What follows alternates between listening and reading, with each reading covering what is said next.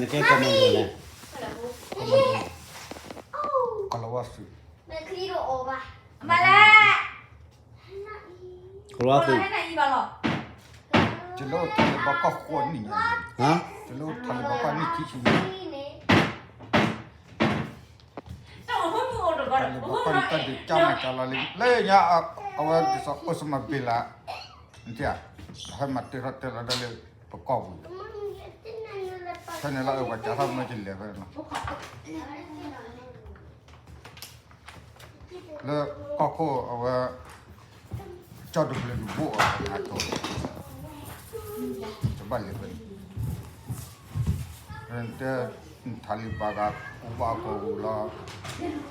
อันนี้ก็จะไม่ไล่คุยเลย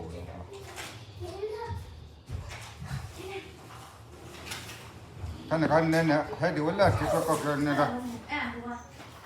ก็รู้สึกเห็นบันทับบารีบักที่ร้านนัดคือ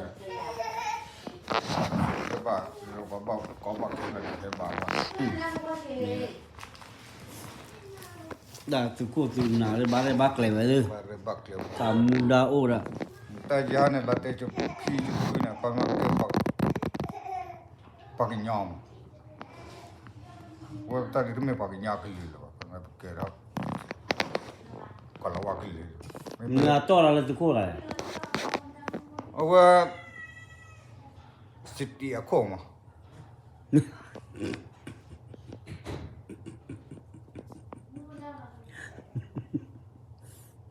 ตาเอาไว้ที่ว่าเลยตาน้ำมันละก็ไม่ได้เอาไว้ในมีนหูหรอกจะทำให้เลือดทอดจะทำให้เลือดทอดโจนในมีนละชอโอ้ลูกสาวดาจิเลยจุดรัสเราเลยจุดรัสเราเนี่ยก็เลยตาดูแล้วขาดที่ไม่ได้บ้างที่ดารินมันเลยว่าจะทำเอาไว้คนละดีก็ทะเลขาดนี่ก็จะขาดเนี่ยเว้ยคนละขนาดทะเลบักก็จะดูดารินนั่นดิคีตามันน่าซียาซีเราจะตาปัตตพูแล้วก็พันโดพัตตุเล่จ่าเด็กพ่ออยู่นะจ่าเด็กมรดกนะจ่าเด็กโดรนะก็เลยตาบัดทอดมาโลเล่เว้ยเกี่ยวสิเราเลือกบัดทอดมาโลเขาเลี้ยงไปให้ตามาโลนคำนั้นถึงกันแล้วที่นี่แล้วไปแล้วก็ไปฮิลาวชาสิตระ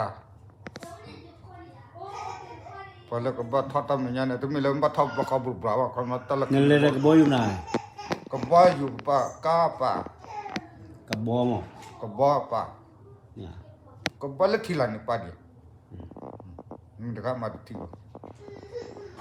ก็สาระบรูเด็กขี้ก็สาระทีพันนายจะเล่าทะเลบักกะลันนี่เตยันนะนักเรียนปัจจุบันที่พวกเขาโอ้รายมาเล่าทะเลบักกะนั่นทะเลบักที่พวกเขาพูดเอาดูดูมามันนาวนี่สุขุบาดูละกันเนาะกันเนาะเราสุขุบาดูกันเนี่ยบ้างเอาไว้นปองว่าจะก่อนอะไรสุขุบามาร์กาเลยเดี๋ยวนั้นเลยเกี่ยวตักกุตันเนี่ยมาร์กาบ้านจะก่อนอะไรสุขุเดี๋ยวนั้นก็สุขคนเตลเรนโอ้มันนี่มันคือให้น้ำมาบาร์เอาไว้ดูจุดปักเกน่ะน่าเจียเอาไว้สุขุดูกันเนี่ยแหละปักเกน่ะเราชอบท้าหิบุยคอเลยแต่มากับฟลูเขาเลยจะพายีเลยเขาเลยหาสกุลแต่พายีเลยสักแต่การปักเดือดพอเลยก็ไม่ว่าบุกจ่าเดือดเติลเลยเวลาลูกเราเนี่ยผมบัดทักมือผมลาผมบักคุกเลยผมเลยว่าทอดมาลูกพันไหนอ่ะเป็นมุดาทอนเนาะก็ทอดเลยลาบุตรการกันเนี่ยไม่ตาบัวดิฉันจีเลยดอดดูจ้ะนะเกิดบ้าขี้ชุนจีตะกันหล่อเลยนั่นคือโชว์เวลาบุกวนนั้นเต้าใส่เอาไว้แพทที่วันเต้าใส่ก็มาประสานกันนะสิลุงอาจจะหล่นมาจะตะกันหล่อเลยมาไปขอป้ออะไรเนาะมาปัดตกแต่เมื่อเนาะเดี๋ยวบ้านก็ขอป้อจ่าจะเลือดเนาะมาแต่เมื่อเราสุขุสินะว่าดูว่าจิ๋วแล้วดูเกี่ยวกับตะกุตันดอกกันคือจีนไม่รับรสว่าเคยยาลำเนี่ยเดี๋ยวบ้านก็จะเดี๋ยวก็ลาก็หล่อจังเขาไม่เคยลุกเว้ยเดี๋ยวก็ละกุบอยู่พูดตะโกนจังเนี่ยมาคืนจีตะกันหล่อเลยบ้าเคยเห็นนะสิบ้านเราตัวเหี้ยมั้งฮิปุ่นการดับเบี้ยมาให้เรานั่นนี่เดียเนี่ยนั่นเลยจะก้าข้าวนี่นี่หินเนี่ยเราจะเบี้ยจานนี้จะนั่นล้อละ ตามมาบ้านไม่ละปัญญาละไหนยังมั้งนั่นละบ้าก็ผลที่เราได้จะชันอ่ะนะตาจะดูอะไรจะโอ้มูลหะโคจะโอ้มูบ้าจะโจรละจะโจมูใครจะบ้านมาเกี่ยมาว่าตายยังมาก็ได้โจมูร้านเนี่ยไปจานเนี่ยไปลูกบ้าอย่าอาคนเนี่ยไปเจียเด้ออาโจมู มึงก็นอนใจนะยี่ล่ะ ไม่ก็นอนเลยเลยจะดูราสักขันเนี่ยเตะสิเลยบ้านเนี่ยเลยทัดจุขันเนี่ย